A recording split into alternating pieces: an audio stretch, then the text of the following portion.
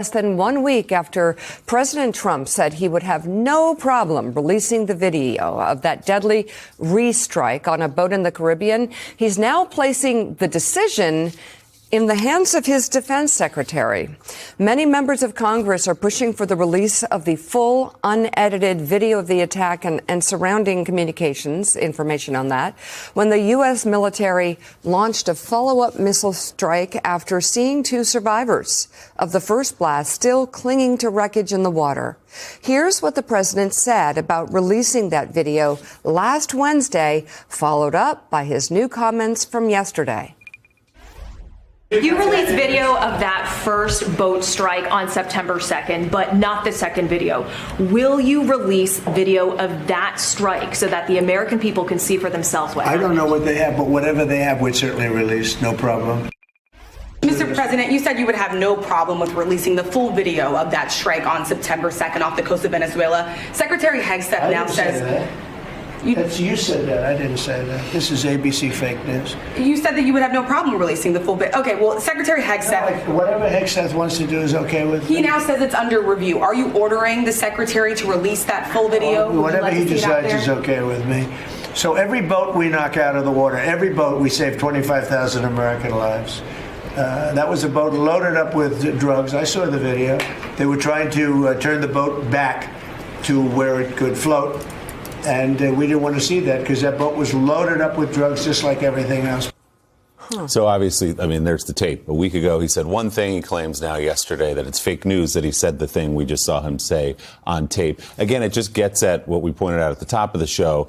He's floundering on this. The Pentagon is floundering on this question. They're getting criticism still from some Republican members of Congress. There's talk of withholding funds for Pete Hegseth's travel until they see this video, the second video of the second strike on the boat.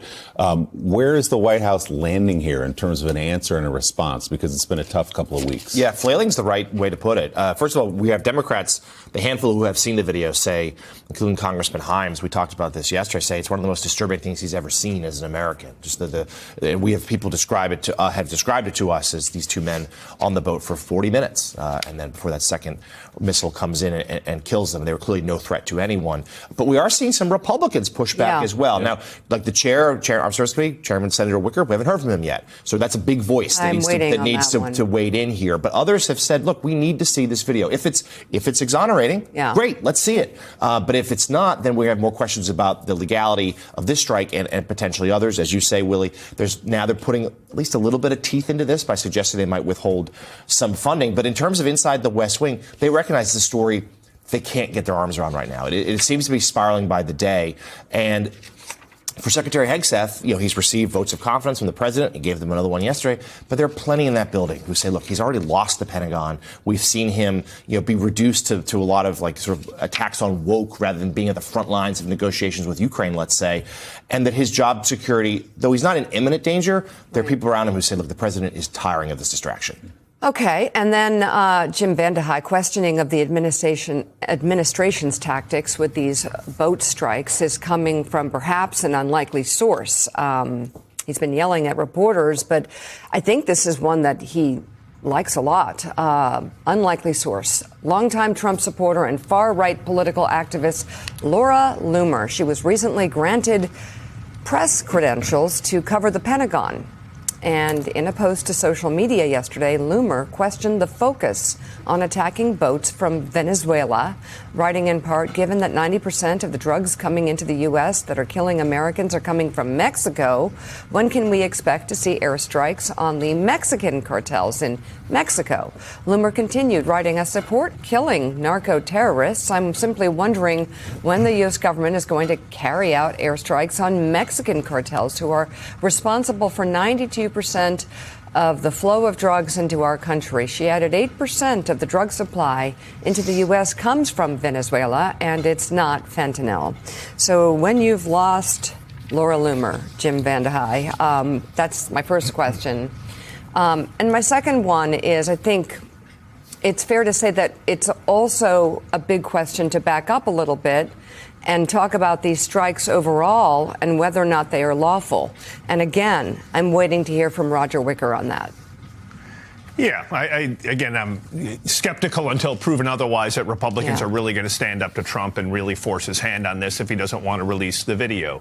I think the fact that you have Laura Loomer criticizing it, I think it speaks to like pretty widespread concern with how they've handled the whole topic. I also think it speaks to a broader topic that we've touched on before, which is this meltdown inside of MAGA, where you have you take the 10 most powerful people, all of whom could be massive assets to the president, and they spend almost every day infighting with each other in these awful allegations. And if you watch any of the MAGA media over the weekend, just terrible, gross kind of accusations against each other about their sexuality and their commitment to America, what Tucker Carlson is doing, whether or not he's going to buy a place in the Middle East. And that was the base of the party. That was the power of the party. And when you start to see those members of MAGA turn on each other and then turn on the president, it just takes away one of his weapons in terms of getting Republicans to fall in line. But I end where we began, which is until I truly see Republicans force his hand, I think it's rhetoric, and I think it's, yes, it's indicative that they're willing to say a couple of things, mild things against the president. But let's see if they really force him to release that video when Pete Hegseth doesn't want to and the president doesn't want to. Secretary Hegseth, though not the only member of the president's cabinet who previously stated the military would not follow illegal orders. As Adam Liptak reports in the New York Times this morning, Attorney General Pam Bondi said the same thing just last year when she worked as a lawyer for a conservative think tank.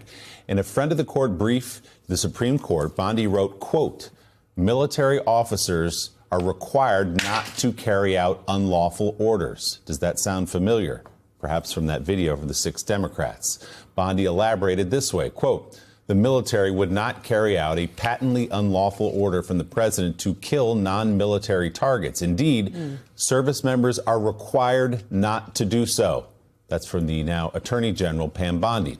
The court was wrestling back then with questions surrounding executive authority and whether presidents were immune for prosecution. Discussing one hypothetical, Bondi writes this, quote, a president cannot order an elite military unit to kill a political rival, and the members of the military are required not to carry out such an unlawful order. Bondi concludes it would be a crime to do so. Joining us now, Democratic member of the Armed Services Committee, Congressman Chris DeLucio of Pennsylvania. He was one of the 6 lawmakers who released that video last month, reminding service members of their duty to refuse illegal orders. Congressman, thanks for being with us this morning. It must feel vindicating in some way to see literally what you said and have been so criticized for coming from the mouths of Defense Secretary Pete Hegseth back in 2016 and more recently, by the way, and just last year of now Attorney General Pam Bondi. Yeah, you know, it's. I wish I could say I was shocked, but then again, nothing these guys do seems to surprise us. I got to tell you, I chuckle at Pete Hegseth calling Donald Trump an armchair tough guy and a draft dodger, essentially. But look, what Pete Hegseth said, what Pam Bondi said in those briefings, that's the law. This is stuff you learn in boot camp, or as I did at the Naval Academy. Commanders train their troops on this with advice from military JAG attorneys. It's basic stuff, and everybody knows it. And the fact that these guys now are willing to threaten to intimidate us with law enforcement, to threaten to throw us in prison and hang us, it's pathetic, it's weak, it's dangerous stuff, and I'm not going to be intimidated by these people. And so, you know, Pete Hegseth, the defense secretary, has called you all seditious. I know you've had to step up security and you've received threats, but you have forced the issue, and you've forced Americans and Congress, by the way, including the Senate Armed Services Committee. Roger Wicker is the Republican chair there, to consider this issue and consider the possibility of a war crime taking place here on these boat strikes. So where do you see this story going from here? Well, it'd be easy to jump to a conclusion of, hey, someone's responsible. What we need to find out is who gave what orders, what they knew when it happened. That means the video feed and anything else that was going on. We need to see that in the Congress. I'm on the Armed Services Committee. We need a full investigation. We need testimony from people under oath, and the American people ought to see this video. Donald Trump said as much himself, and now he seems to walk it back.